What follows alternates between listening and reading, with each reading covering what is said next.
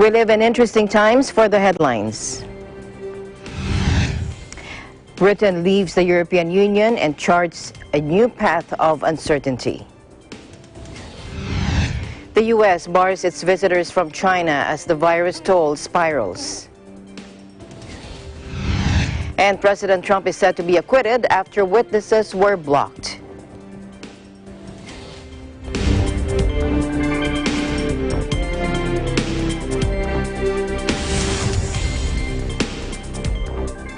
I'm Alma Angeles, wherever you're watching from around the world. Thank you very much for joining us, and now to the news.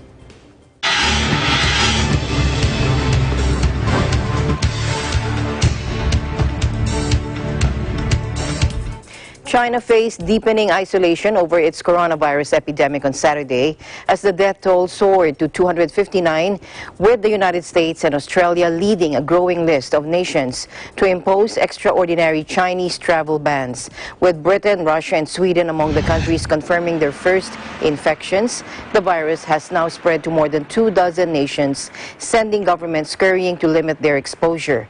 And with public anger mounting in China, Wuhan's top official admitted late Friday that authorities there had acted too slowly, expressing remorse and self-reproach. If strict control measures had been taken earlier, the result would have been better than now, according to Ma Guqiang, the Communist Party chief for Wuhan, and he told this to state media. Wuhan officials have been criticized online for withholding information about the outbreak until late December, despite knowing of it weeks earlier. China finally lurched into action last week, effectively quarantining whole cities in Hubei and tens of millions of people. Unprecedented safeguards imposed nationwide include postponing the return to school, cutting bus and train routes, and tightening health screening on travelers nationwide. But the toll keeps mounting at an ever-increasing pace, with health authorities on Saturday saying 46 more people have died in the preceding 24 hours, all but one in Hubei. Another 2,102 new infections also were confirmed, bringing the total to nearly 12,000, far higher than the severe acute respiratory syndrome outbreak of 2002 to 2003. Foreign nationals other than immediate family of U.S. citizens and permanent residents who have traveled in China within the last 14 days will be denied entry into the U.S. for this time, according to Alex Azar, Secretary of the Health and Human Services Department. Take a look. The President has signed a presidential proclamation using his authority pursuant to Section 212F of the Immigration and Nationality Act, temporarily suspending the entry into the United States of foreign nationals who pose a risk of transmitting the 2019 novel coronavirus. As a result, foreign nationals other than immediate family of U.S. citizens and permanent residents who have traveled in China within the last 14 days will be denied entry into the United States for this time.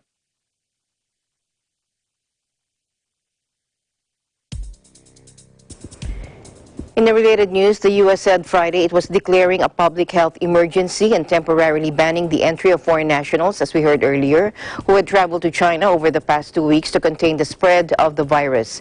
Sweeping new restrictions will also be imposed on American citizens, with those returning from the province at the disease's epicenter placed in facilities for mandatory 14-day quarantines, according to the Health Secretary of the U.S. U.S. citizens coming from other parts of China will undergo health screening at ports of entry and then be placed under monitored self-quarantine at home.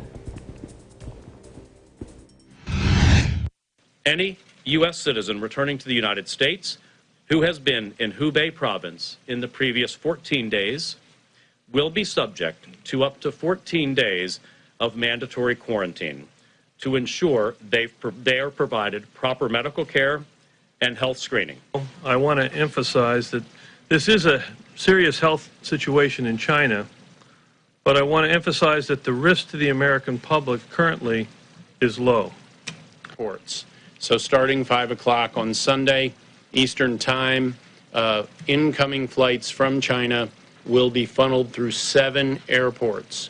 Those airports are JFK, Chicago's O'Hare, in San Francisco, Seattle, Atlanta, Honolulu, and LAX. So these are actually fairly incremental, measured steps on top of the steps we've already progressively been taking. You'll notice that many airlines have already stopped direct flights from China, have pulled that down. We're seeing a significant, and the Department of Transportation could comment on the numbers we're seeing, or Homeland Security. We've seen a significant reduction in people from the U.S. going to China, people from China coming to the U.S. already. It is likely that we will continue to see more cases in the United States in the coming days and weeks, including some limited person-to-person transmission. There's a certainty, for example, of seasonal flu. I can tell you all guaranteed that as we get into March and April, the flu cases are going to go down. You could predict pretty accurately what the range of the mortality is and the hospitalizations, as we've done over the years. The issue now with this is that there's a lot of unknowns. As you can see just from the media, the number of cases have steeply inclined each and every day.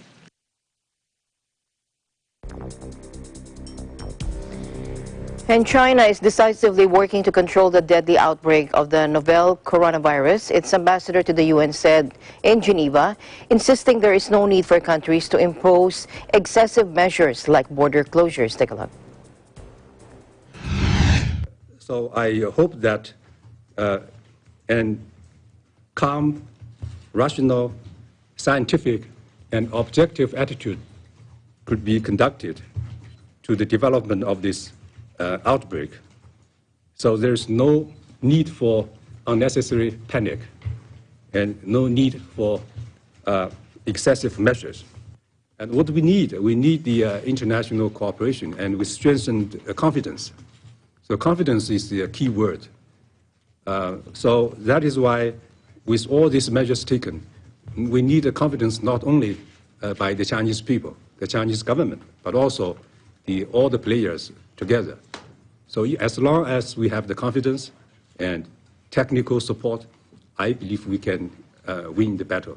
Because the cost is very high, I should say, to shut down the whole city, to stop all the transportation.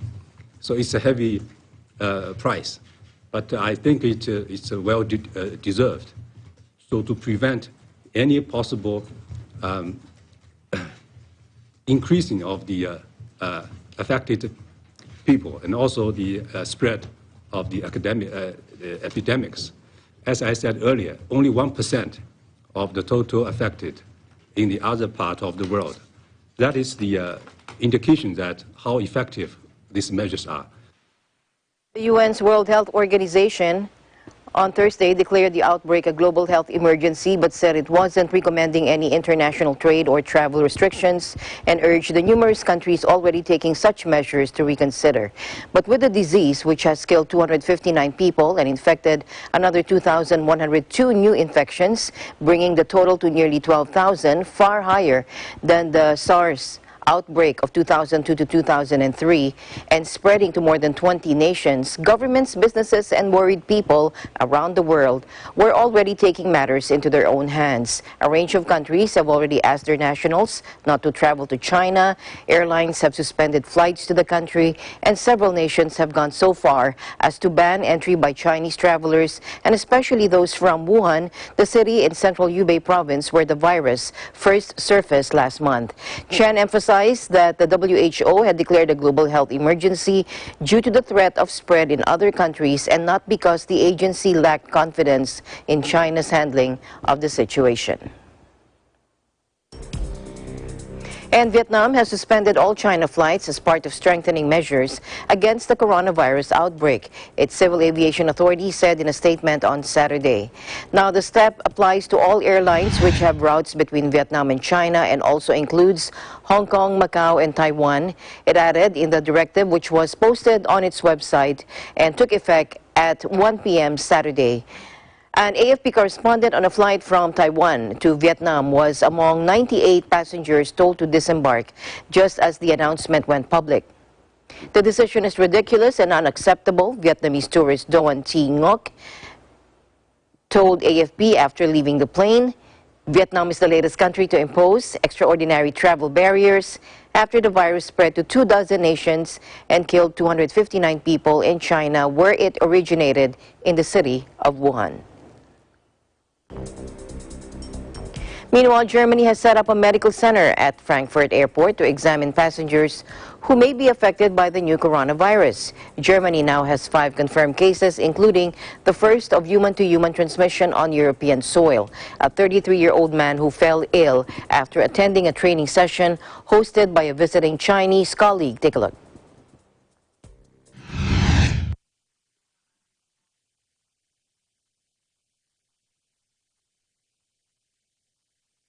Treffen wird. Alle ankommenden Passagiere werden dann direkt nach der Ankunft in das MSC gebracht und ärztlich untersucht. Alle Reisenden werden vor Abflug bereits in China untersucht. Außerdem werden die Fluggäste während des Fluges durch mitreisende Ärztinnen und Ärzte betreut.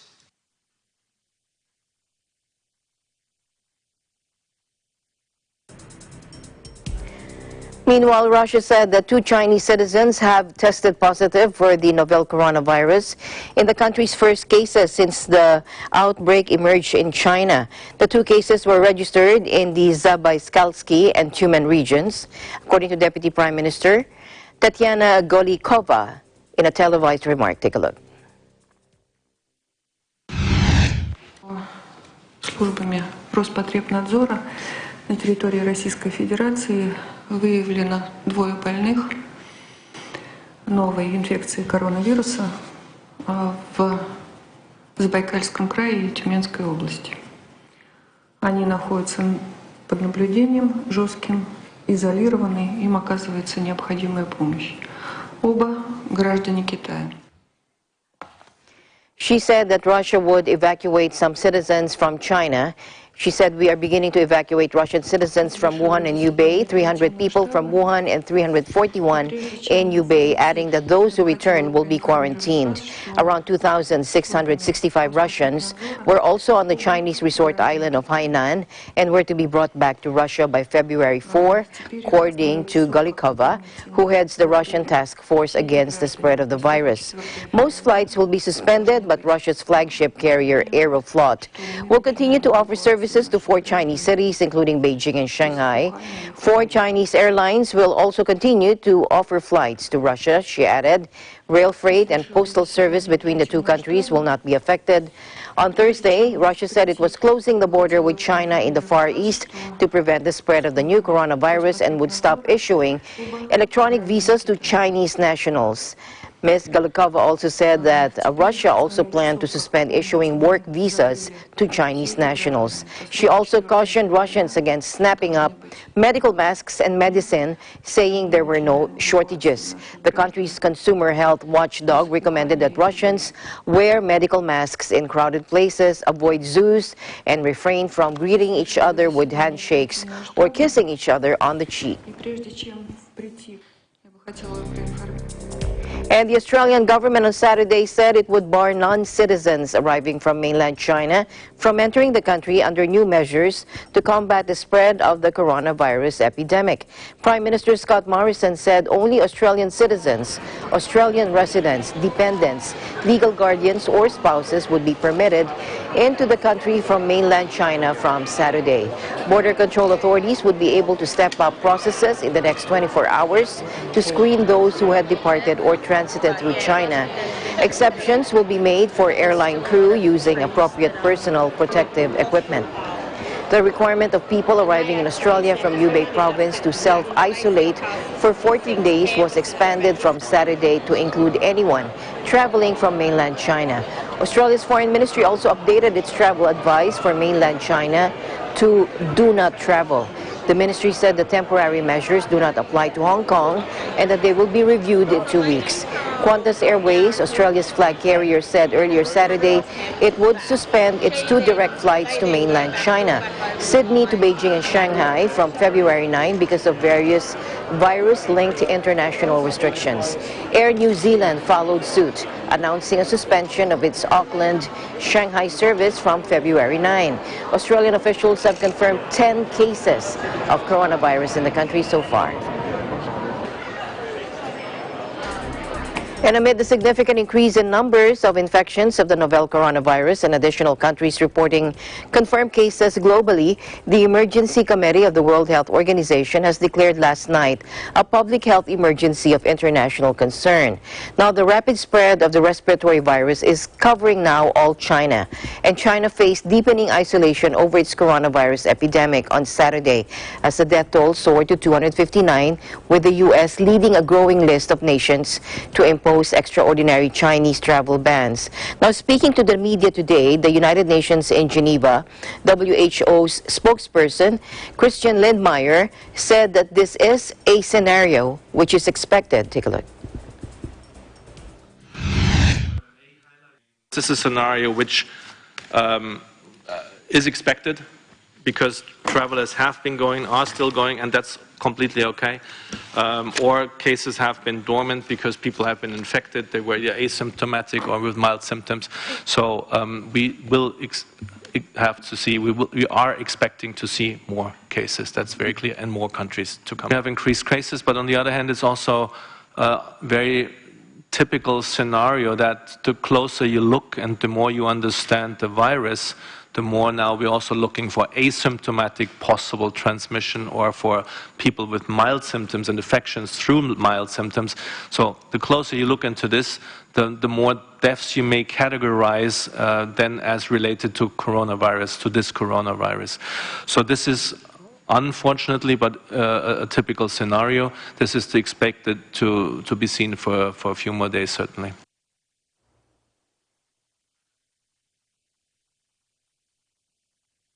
WHO's greatest concern is the potential for the virus to spread to countries with weaker health systems and which are ill-prepared to deal with it, he said. We are more worried about countries with weaker health systems without putting this onto a continent alone.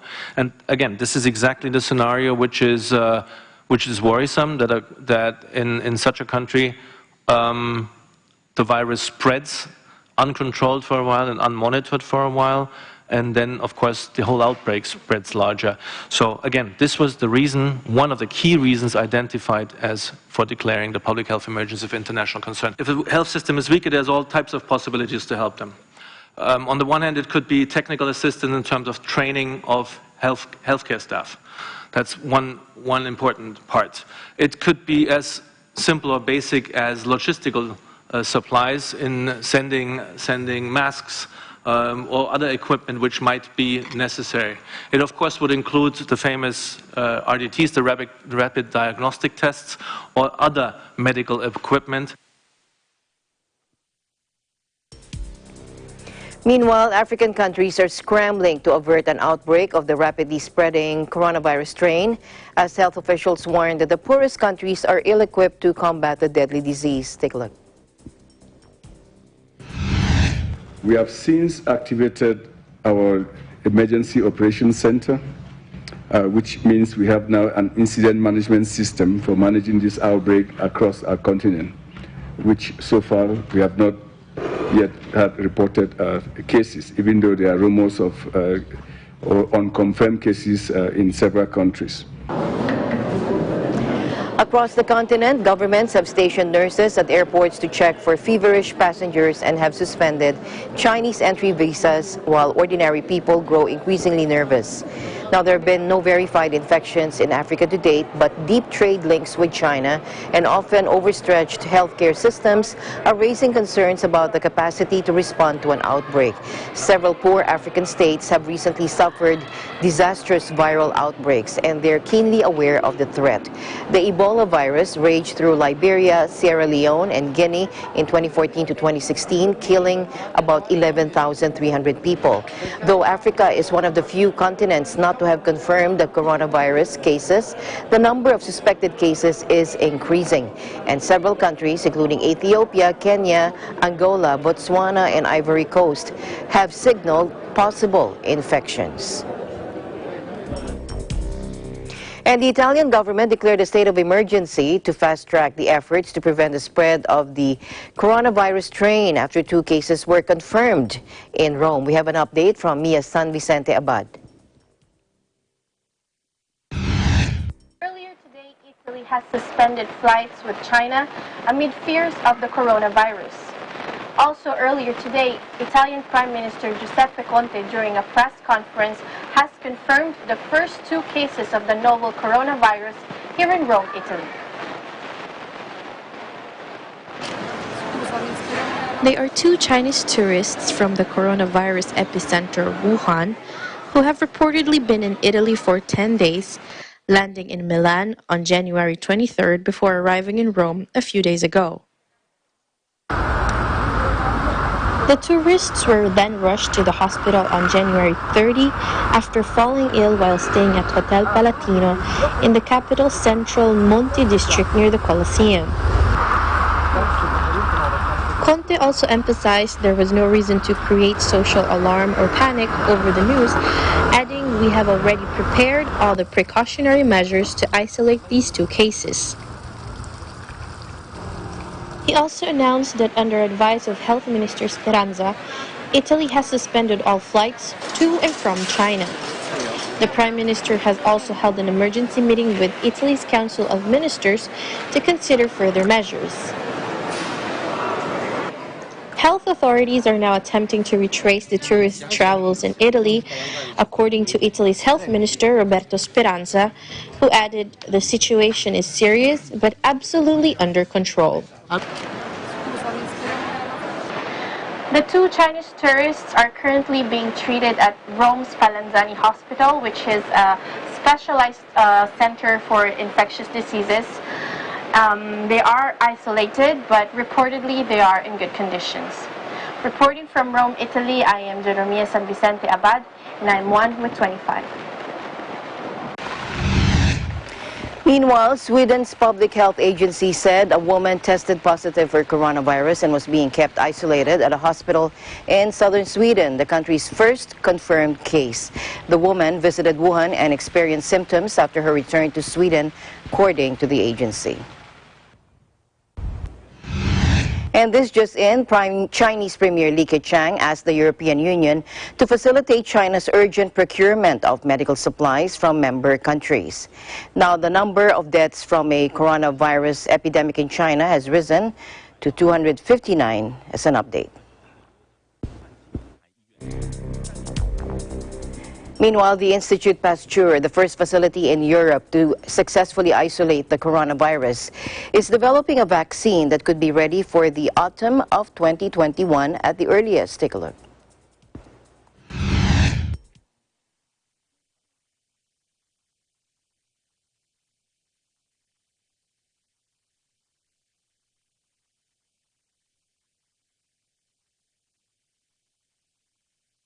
Ils ont eu la très bonne idée justement d'avoir fait du séquençage de génome complet. C'est du séquençage de nouvelle génération, de telle manière à diffuser rapidement dans la communauté scientifique les séquences de ce fameux génome, de ce nouveau virus. Donc on a pu, à l'aide de ces séquences, vérifier si ces séquences étaient bien du coronavirus, mais ça on n'avait pas trop de doute. Et puis partir tout de suite à la recherche de régions particulières dans ce génome qui me permettrait ensuite de mettre en place un test spécifique de ce virus. Alors, les 3 personnes sont toujours surveillées, parce que l'idée maintenant, c'est OK, on a détecté, à charge maintenant à l'Institut Pasteur, à partir de ces prélèvements, d'isoler le virus.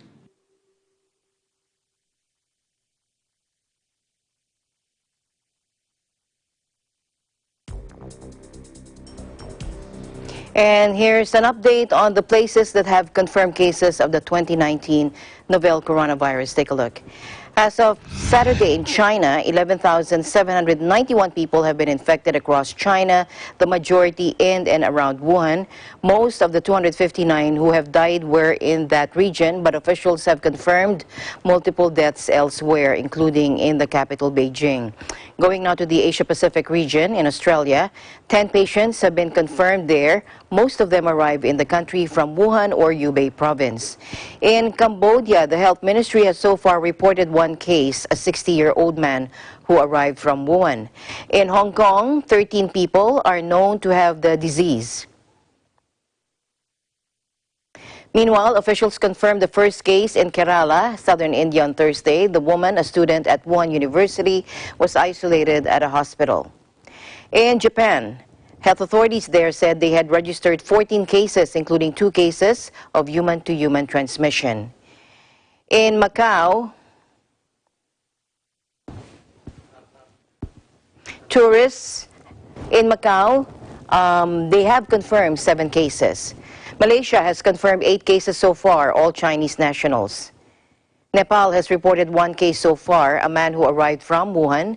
The Philippines reported its first case of the virus on Thursday, a 38-year-old woman who arrived from Wuhan and is no longer showing symptoms. Singapore announced 3 new cases on Friday, bringing its total to 16. South Korea on Saturday confirmed 1 more case of the virus, a 49-year-old Chinese man who worked as a tour guide in Japan. He arrived in South Korea from Japan on January 19. The latest case takes the toll in the country to 12. Sri Lanka has confirmed 1 case, a 43-year-old Chinese tourist from Hubei province. Meanwhile, here are some reminders from the Centers for Disease Control. It said the CDC considers 2019 nCoV a serious situation and is taking preparedness measures. Now, it's good to know the symptoms of 2019 nCoV, especially if you've recently returned from China, and these include fever, cough, and shortness of breath. CDC believes at this time that symptoms of 2019 nCoV may appear in as few as 2 days or as long as 14 after exposure. And here are some must-follow practices to stop the spread of the diseases like the new coronavirus. Take a look.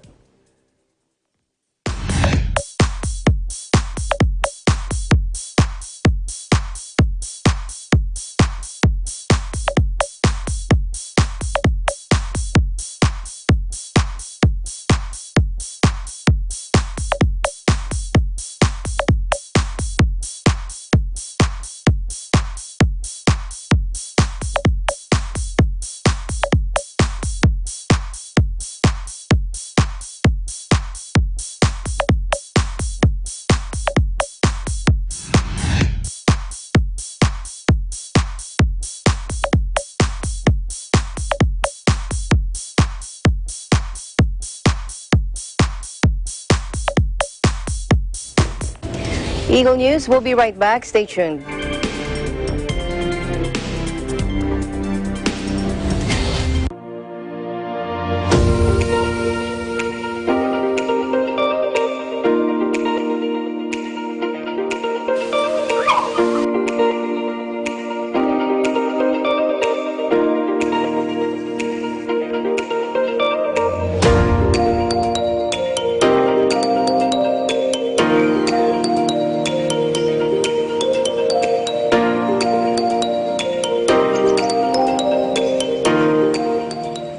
When visiting the Philippines, Manila or Quezon City is a popular destination.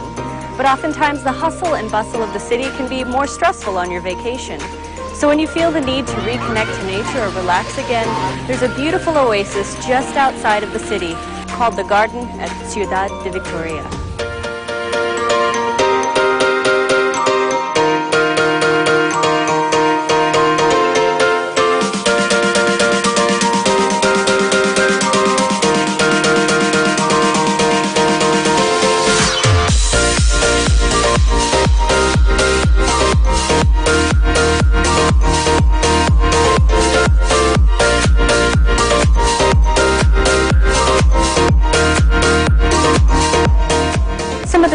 That you can see here include hydrangea, snapdragon, and stargazers. They're truly beautiful.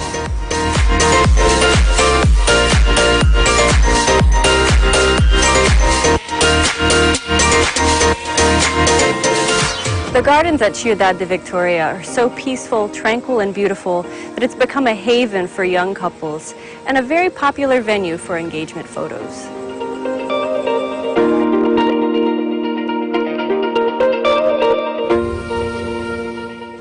The next time you want an escape from the big city, the garden at Ciudad de Victoria is a wonderful place to visit.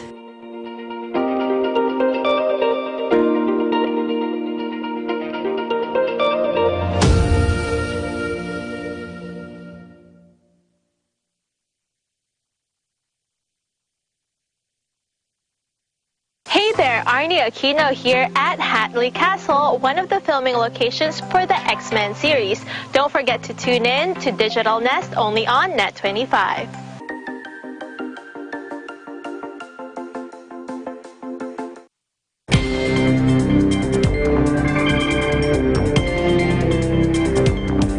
Welcome back. A state of emergency has been declared in Australia's capital city of Canberra as bushfires move rapidly in the area. Here's Kirsten Jen Castro for the report. The day after the most awaited Australia Day took a dark turn. The capital is engulfed with thick dark smoke and flames can be seen throughout the south side of the state. The ACT and the nearby town of Queanbeyan have dropped fireworks display of the most awaited Australia Day. This is due to the growing bushfire disaster, which led to a total fire ban. The most current bushfire at Imagine National Park was likely started by a defense helicopter landing on the reserve. This uncontrolled fire that seems to be growing even more caused people residing at the south side of Canberra on high alert. Officials are cautioning the fire is the most severe Canberra has faced since the 2003 fire. Residents in Tarwa, 40.9 kilometers away from Canberra and 58.4 kilometers away from Namadgi, are told it is too late to leave. Although there are no current threats to the suburban areas of Banks, Condor, Calwell, and Gordon, locals are advised to apply bushfire emergency plans with an evacuation center set up at Erindale College. Reporting from Canberra, Australia, this is Kirsten Castro, and I am one with 25. Thank you, Kirsten. Meanwhile, Democrats warned that acquitting President Donald Trump of abuse of power charges in his impeachment trial would amount to the normalization of lawlessness. Here are the highlights. And you will recall Mr. Cipollone suggesting that the House managers were concealing facts from this body. He said all the facts should come out. Well, there's a new fact which indicates that Mr. Cipollone was among those who were in the loop. Yet another reason why we ought to hear from witnesses. The facts will come out. They will continue to come out. And the question before you today is whether they will come out in time for you to make a complete and informed judgment as to the guilt or innocence of the president. So here you have the president saying John Bolton is not telling the truth. Let's find out. Let's put John Bolton under oath. Let's find out who's telling the truth. The trial is supposed to be a quest for the truth. Let's not fear what we will learn. The evidence presented over the past week and a half strongly supports a vote to convict the president. The evidence is overwhelming. We have a mounting of evidence. It's direct, it's corroborated by multiple sources, and it proves that the president committed grave, impeachable offenses to cheat in the next election. Let me read you what our Ukrainian ally said. President Zelensky, when asked about these allegations of quid pro quo, he said, I think you read everything. I think you read the text. He says, we had a good phone call. These are his words. It was normal. We spoke about many things. I think, and you read it, that nobody pushed me. They think you can read minds. I think you look at the words. Like war, impeachment is hell. Pens distributed to the impeachment managers. A celebratory moment.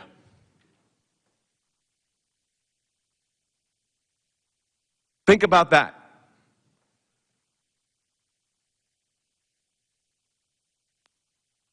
Think about this.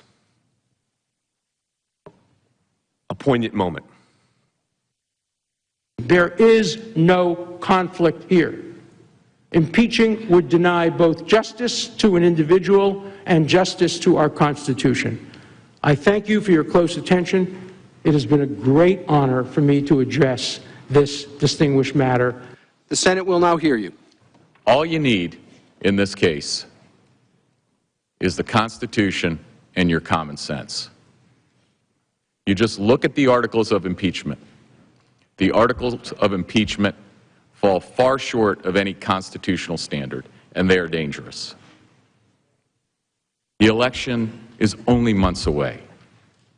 The American people are entitled to choose their president. Overturning the last election and massively interfering with the upcoming one would cause serious and lasting damage to the people of the United States and to our great country. The Senate cannot allow this to happen. It is time for this to end, here and now. We urge the Senate to reject these articles of impeachment for all of the reasons we have given you. The idea that they haven't had witnesses that's the smokescreen. You've heard from a lot of witnesses. The problem with the case, the problem with their position is, even with all of those witnesses, it doesn't prove up an impeachable offense. The articles fail. They created the record. Do not allow them to penalize the country and the Constitution because they failed to do their job. So the new normal would be slapdash, get it done quickly, unfair procedures in the House to impeach a president, then bring it to the Senate, and then all the real work of investigation and discovery is going to have to take place with that impeachment hanging over the president's head. And that's a particular thing that the framers also were concerned about. Well, Mr. Chief Justice, I ask unanimous consent that the trial adjourn until 1 p.m. Wednesday, January 29th, and that this order also constitute the adjournment of the Senate. Without objection, we're adjourned.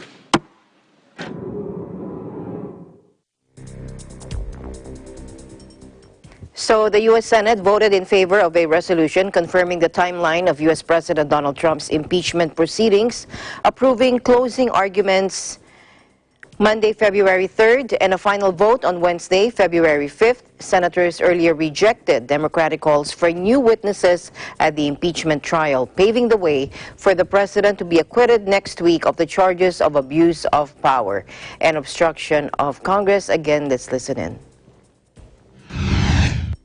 Is there any member in the chamber who wishes to vote or change his or her vote? If no, the yeas are 53, the nays are 47. The resolution is agreed to. Mr. Majority Leader? I ask unanimous consent that the trial adjourn until 11 a.m., February 3rd, and that this order also constitute the adjournment of the Senate. Without objection, so ordered. We are adjourned.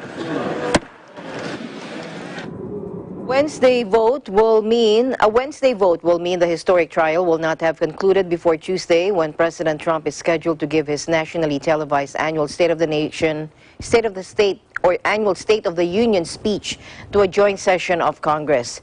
Two Republican senators, Mitt Romney of Utah and Susan Collins of Maine, joined 47 Democrats in voting to introduce further witnesses into the trial. But Democrats failed to muster the 4 votes needed to allow testimony from President Trump's former National Security Advisor, John Bolton, acting White House Chief of Staff Mick Mulvaney, and others. It's a grand tragedy, one of the worst tragedies that the Senate has ever overcome. America will remember this day, unfortunately, where the Senate did not live up to its responsibilities, where the Senate turned away from truth and went along with a sham trial. If the president is acquitted with no witnesses, no documents, the acquittal will have no value. Now, Democrats had been eager to hear from John Bolton following reports that the former National Security Advisor claims in an upcoming book to have been personally told by President Trump that military aid to Ukraine was tied to Kiev investigating Joe Biden, his potential Democratic rival in November's presidential election. Nancy Pelosi, the Democratic Speaker of the House of Representatives, which impeached President Trump on December 18, accused the Republicans who voted against allowing witnesses of being accomplices to the president's cover-up. I just pray that the senators will have the courage and the ability to handle the truth instead of blocking the truth. We had a strong case for impeachment of the President of the United States. No matter what the senators have the courage or not to do, he will be impeached forever. We believe our argument was strong enough for removal. Well, he will not be acquitted. You cannot be acquitted if you don't have a trial, and you don't have a trial if you don't have witnesses and documentation and that. Republican Senate Majority Leader Mitch McConnell, a Trump ally, said that House prosecutors, known as managers, had already presented enough evidence to make their case and there was no need for further witnesses. Meanwhile, Britain on Friday ended almost half a century of European Union membership, making a historic exit after years of bitter arguments to chart its own uncertain path in the world. There were celebrations and tears across the country as the EU's often reluctant member became the first to leave an organization set up to forge unity among nations after the horrors of World War II. Thousands of people waving Union Jack flags packed London's Parliament Square to mark the moment of Brexit at 11 p.m. midnight in Brussels. Now, it was a largely good-natured gathering aside from one Brexit supporter who earlier set an EU flag alight. Now, from Saturday, Britain will be free to strike trade deals around the world, including with the United States. British Prime Minister Boris Johnson has given himself just 11 months to negotiate a new partnership with the EU, covering everything from trade to security cooperation. Despite warnings, this is not enough time. We joined the European Union way back when, and we was blocked so many times by Charles de Gaulle. And I believe his words were, we just won't melt into the way the Europeans think.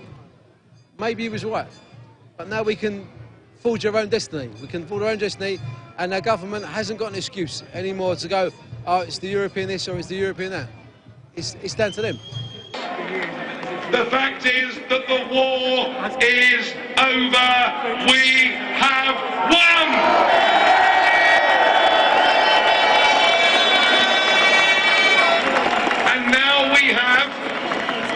And now we have in Boris Johnson a charismatic Prime Minister who is saying all of the right things. So let us be optimistic. Let us think about the future of our great nation. Let us think about the example that we are giving to the rest of Europe and the free world as well. Let us celebrate tonight as we've never done before. You and all of us have made history, and this is the greatest moment in the modern history of our great nation. Thank you! Meanwhile, Irish border residents protested near the village of Jonesboro, Northern Ireland, at the new post-Brexit frontier between Britain and the EU. Although threat of a hard border has been temporarily allayed, residents fear Brexit will disrupt life along the border between the Republic and the British province when the 2020 transition period ends. Tomorrow morning might not be different, but in the coming weeks and months ahead, as we see rights and opportunities taken away from us, we'll certainly feel it then. It's like a funeral today. A lot of people in bad form with it, because there's no clarification on whether we're out of Europe or whether there's a hard border or a soft border. We are leaving the European Union tonight against our will, and the deal that's in place is only a temporary measure, a mitigation measure. The real important stuff is happening this year.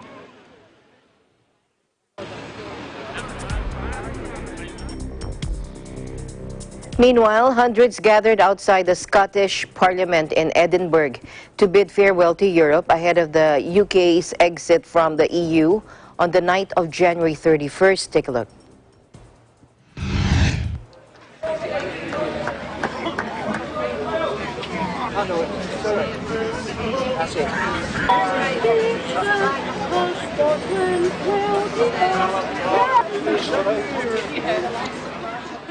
I think it's shameful that Scotland has been pulled out against its will. I believe there's a complete democratic deficit in this country. We have got Boris Johnson asking for unity and having no respect for the people of Scotland.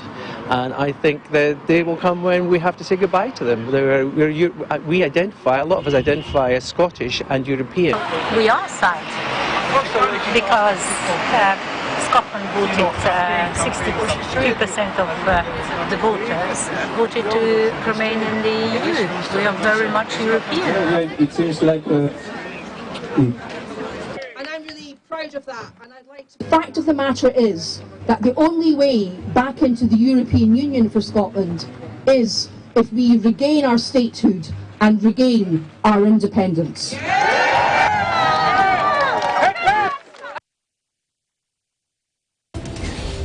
Eagle News will be right back. Stay tuned.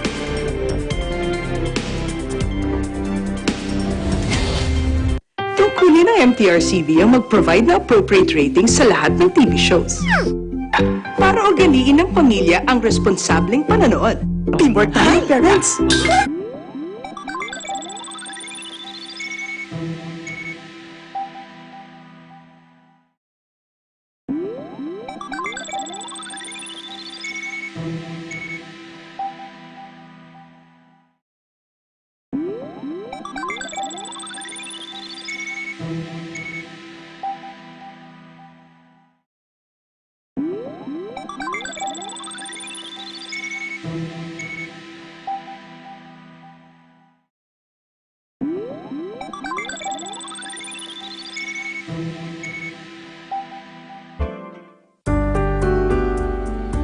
The elderly undeniably serve as a significant part of society as they impart valuable knowledge and life lessons that can't be learned from school.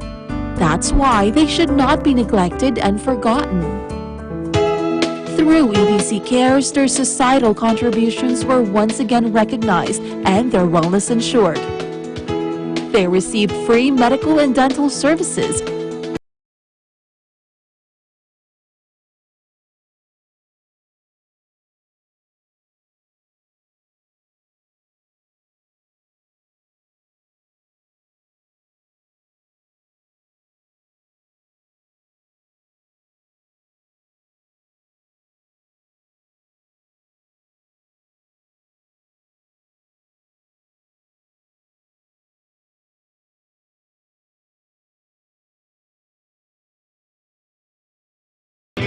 entertainment activities,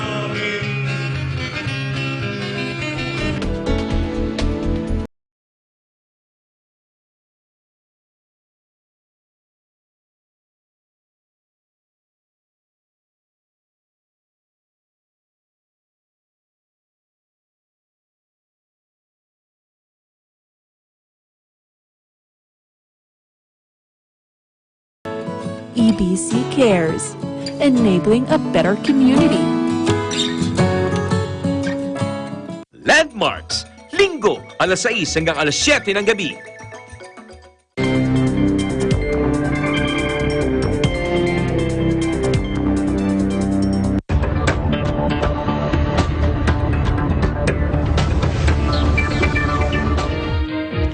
Hyundai Motor, South Korea's largest automaker, suspended the domestic production of its flagship sport utility vehicle this weekend as a result of the supply disruption caused by the deadly virus outbreak in China.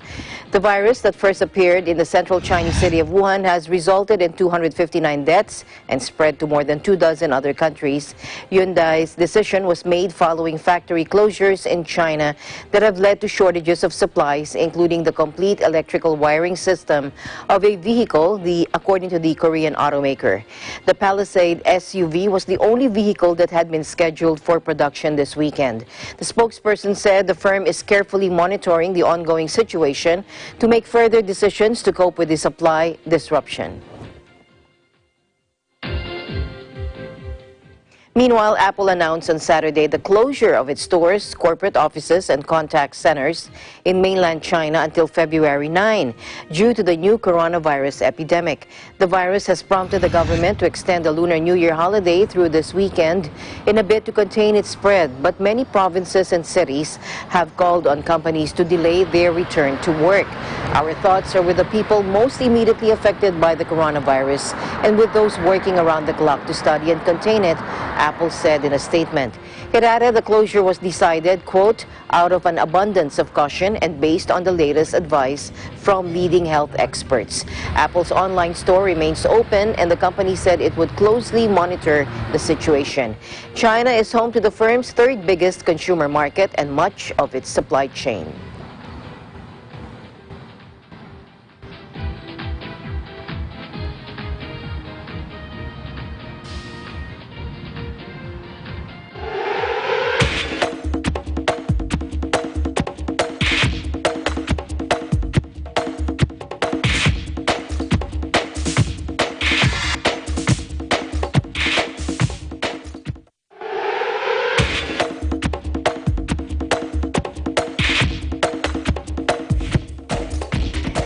Players, coaches, remember Kobe Bryant at a somber Clippers Magic game. Our EBC correspondent Melissa Podes reports from Florida. Hours after the loss of NBA legend Kobe Bryant, the LA Clippers and the Orlando Magic took the court at Amway Center. The atmosphere was different, somber for a basketball game. They honored the Black Mamba with a moment of silence, and like previous games that day, a 24-second shot clock violation and an 8-second backcourt violation were made by each team to chants of while the Clippers would win 112-97, the sentiment was the same. This game was different. And I told our guys, like, I don't know, before the game, I don't know how you handle this. Like, I don't, it's such a shock. Some of you may not feel anything right now. You may come out from the game. We're not prepared. Nobody is for tragedies like this. We just aren't. And, it was a tough night. It was tough. It was quiet before the game. It's hard to focus because, of course, it's bigger than basketball. What happened. It's hard to even talk about. It's hard to focus. So we try to, we went out there, tried our best, try to, keep our minds off it. But it's definitely hard. It was tough. It just, felt a little bit. It's hard to explain. It just didn't feel right. Playing out there was just. It was sad. It was just, I don't know. It's hard to explain how it just wasn't. Definitely wasn't a normal feeling being out there. Definitely different, and it's just a different feeling for sure. You can sense it in the locker room. Doc said his guys were the same way. It's a tough day. It's a tough day for our league and just for. Sports fans and obviously his family and people that knew him, and there's not many guys like him, so it's a difficult day for sure. After the game, players and fans reminisced about what Kobe meant to them and to the sports world. He came out as one of the guys that straight out of high school with no college, and the first year that he played, he was second-guessing himself, and maybe I should have stayed with it, should have stayed in college, didn't get a lot of playing time. The coaching staff wasn't exactly agreeing with what he wanted to do, and he became one of the best players to ever be on planet Earth. The impact that he's brought to this sport, it's unfathomable. You can't really fathom it. It's unfathomable, but it's huge. Kobe and I've had some interactions over the years, becoming acquainted. And this past summer, it really felt like, you started to develop mentorship with me. And, it was a beautiful thing, just to get to, experience some of the things that he was teaching us about the game of basketball. My rookie year in Philly, the game we played against them, he had to surpass Shaq. He needed like 23, 4 points, something like that. And he did it in the first half, setting he hit like 3 threes in a row, like crazy shots, just Kobe at his best, and I was really wild in that moment.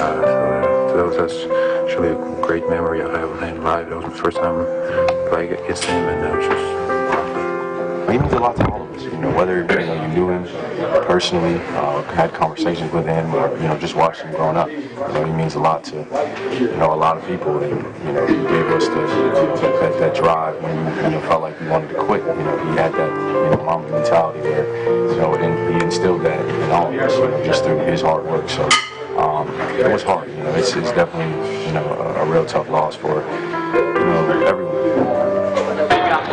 In the words of Kobe Bryant, the most important thing, the thing that unites all of us, is that we can inspire and challenge one another to be better and do something great for each other. In Orlando, Florida, Melissa Protes, Eagle News, always one with 25.